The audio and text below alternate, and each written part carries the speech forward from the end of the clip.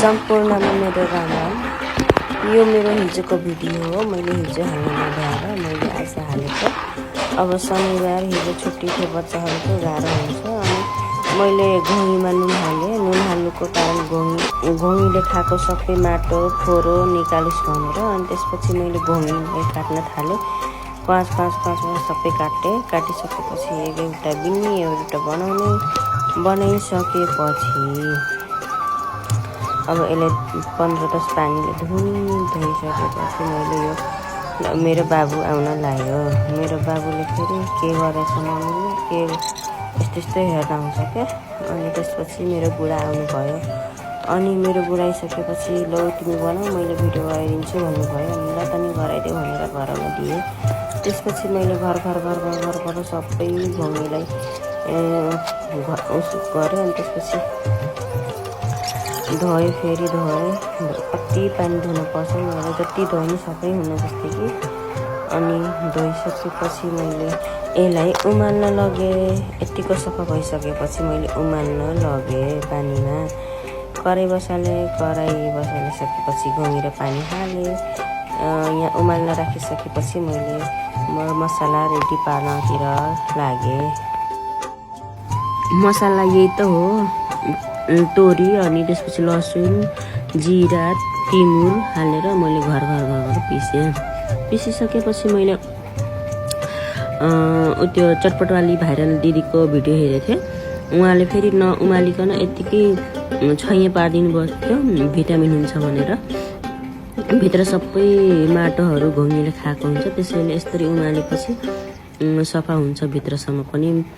त्यो बाहिरको उसमा त हुन्न नि भिटामिन त घोङीको मासुमा हुन्छ। त्यसैले यसरी उमालेर अनि त्यसपछि खाने। मैले यसरी फेरि उमालिसकेपछि पानीमा सेलाउन दिएँ। त्यसपछि धोएँ अनि झरझर सबै फट्किदिएँ मैले यसलाई। अनि त्यसको सिपीहरू निस्किन्छ। अनि एउटा गरेर फेरि केलाइसकेपछि त्यसको सिपीहरू पनि फाल्न पर्यो। त्यत्तिकै फोरो देखिन्छ नि त घोङीमा, अनि सिपीहरू पनि निस्किन्छ। अनि यसरी फाल्ने। अनि त्यो नउमालिकन त त्यो सिपी फेरि त्यसमै हुन्छ नि त। अनि फोरो त्यसमा अलिक सफै हुन्न, त्यसमा माटो हुन्छ।